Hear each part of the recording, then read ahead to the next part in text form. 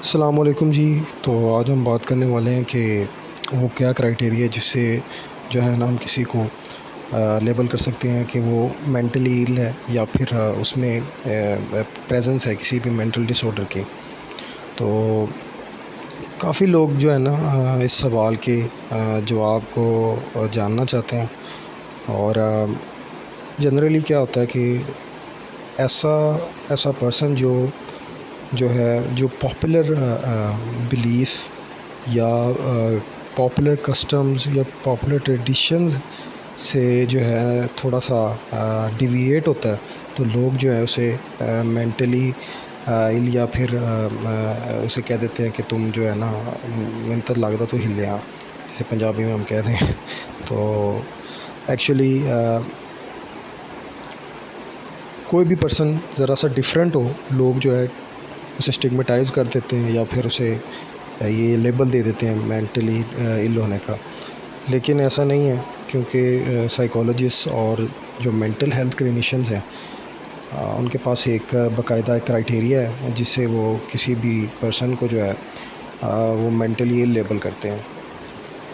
तो हम बात करने वाले हैं 3 एलिमेंट्स पे जो कि इंडिकेट करते हैं किसी में शख्स में कि वो उसमें जो है एक मेंटल डिसऑर्डर की प्रेजेंस है।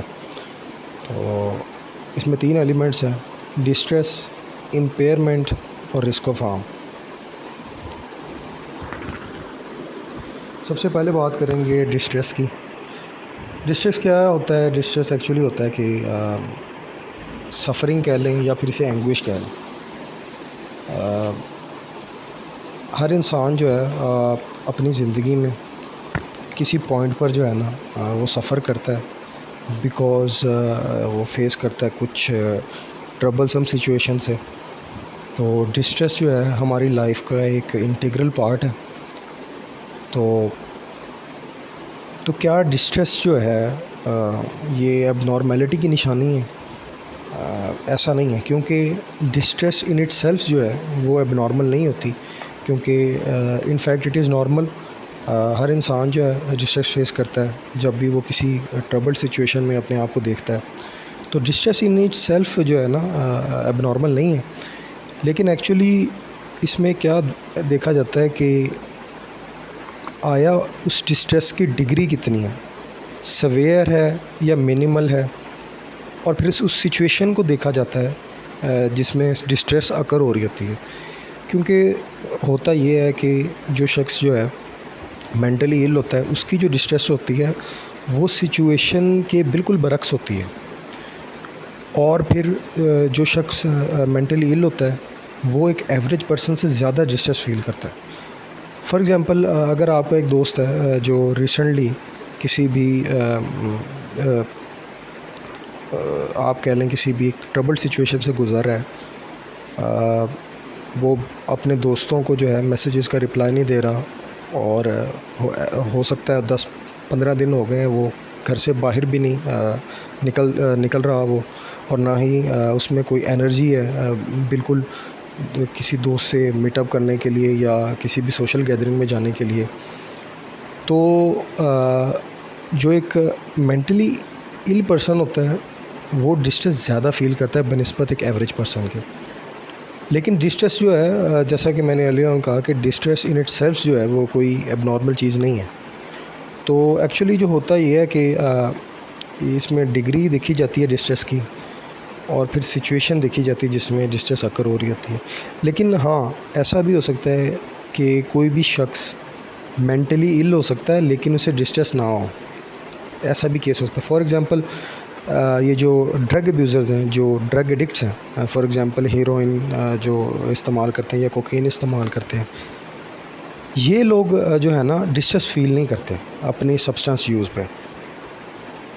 एक्चुअली उनको अपने इस हीरोइन या कोकीन का जो इस्तेमाल है उनको ये चीज़ जो है वो इवन के सेटिस्फाई करती है और उनको प्लेजर देती है। वो इस बारे में डिस्ट्रेस फ़ील नहीं कर रहे होते, लेकिन वो डिसऑर्डर का शिकार ज़रूर होते हैं। इसलिए ऐसा भी मुमकिन है कि कोई शख्स जो है डिस्ट्रेस एक्सपीरियंस ना करे लेकिन वो मेंटली इल हो। तो जी नेक्स्ट है नेक्स्ट जो एलिमेंट है किसी भी बंदे को मेंटली इल लेबल करने के लिए, वो है इम्पेयर्ड फंक्शन। इम्पेयर्ड फंक्शनिंग क्या होता है कि जब इंसान जो है अपने नॉर्मल फंक्शनिंग पर जो है ना वो वर्क नहीं कर सकता। We all have the tendency to be impaired temporarily.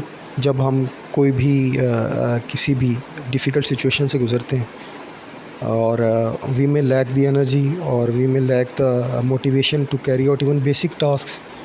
तो हर बंदा जो है अपनी लाइफ में ऐसी सिचुएशंस फेस करता है, और होता क्या है कि उसकी जो नॉर्मल फंक्शनिंग है वो सवेरली इफ़ेक्ट हो सकती है। हो सकता है वो जो काम प्रीवियस एनर्जी से कर रहा हो, जो प्रीवियस एक नॉर्मल फंक्शनिंग का उसका लेवल था, वो कम हो जाए। तो इम्पेयर्ड फंक्शनिंग इन ट्रबलसम सिचुएशंस, ये भी कोई एक नॉर्मल चीज़ नहीं है। हाँ, लेकिन होता ये है कि जब इंसान जो है ग्रेजुअली विद द टाइम अपनी नॉर्मल फंक्शनिंग पर वापस ना आ सके, तो ये चीज़ अब नॉर्मल है। फॉर एग्ज़ाम्पल जो है एक पर्सन जो है उसका ब्रेकअप हुआ है या कोई फाइनेंशियल क्राइसिस चल रहे हैं, और वो जो है एक ड्रिंकिंग की हैबिट अपना लेता है। अब होता क्या है, उसकी इस ड्रिंकिंग हैबिट की वजह से जो है ना उसकी नॉर्मल फंक्शनिंग इम्पेयर हो जाती है। लेकिन होता क्या है, ओवर द टाइम जो है उस पर्सन की वो जो ड्रिंकिंग हैबिट है वो दिन ब दिन जो है वो वर्स होती चली जा रही है, और हो सकता है वो अपनी जॉब पर अब उसने अपीयर होना छोड़ दिया है, और जो उसके इवन के बेसिक टास्क हैं जो डेली लाइफ में वो कैरी आउट करने में वो नाकाम हो रहा है। तो ये चीज़ जो है वो एबनॉर्मल है, और that may indicate a psychological disorder. तो यहाँ पर देखा जाता है एक्चुअली डिग्री ऑफ इम्पेयरमेंट देखी जाती है कि जो पर्सन जो है मेंटली इल होता है वो ज़्यादा इम्पेयर्ड होता है बनिस्बत एक एवरेज पर्सन के। तो जो तीसरा एलिमेंट है वो है रिस्क ऑफ हार्म। अच्छा, कुछ लोग जो होते हैं वो ज़्यादा डेयरिंग और करेजियस होते हैं, उनको रिस्क लेना जो है ना लाइफ में वो पसंद होता है। फॉर एग्ज़ाम्पल कुछ लोग जो है कार को बड़ा तेज़ी से चलाते हैं, ज़्यादा स्पीड पे चलाते हैं। कुछ लोग जो है वर्कआउट ज़्यादा करते हैं। कुछ लोग जो है गैम्बलिंग में, जुए में जो है वो एक ज़्यादा बड़ी वेज लगा देते हैं। लेकिन ऐसे बिहेवियर को जो है ना अब नॉर्मल लेवल करने के लिए उसको एक नॉर्मल रेंज से बाहर होना चाहिए।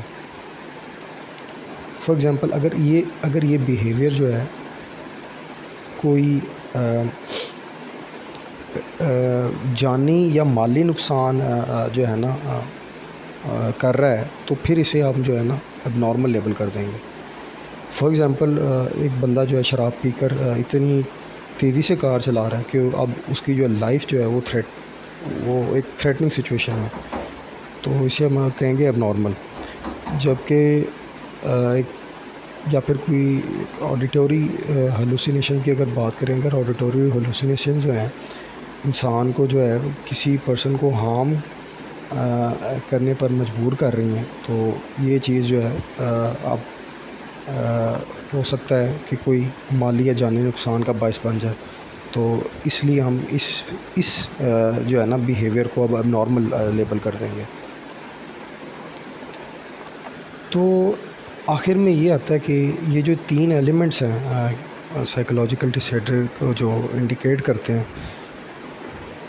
इनको हमने एक कल्चर की लाइट में भी देखना होता है। जैसा कि हम जानते हैं हर कंट्री या हर रीजन का एक अपना एक कल्चर होता है, अपनी कुछ वैल्यूज़ होती हैं, नॉर्म्स होती हैं, और हर कल्चर हर कल्चर में एक सब कल्चर भी होता है।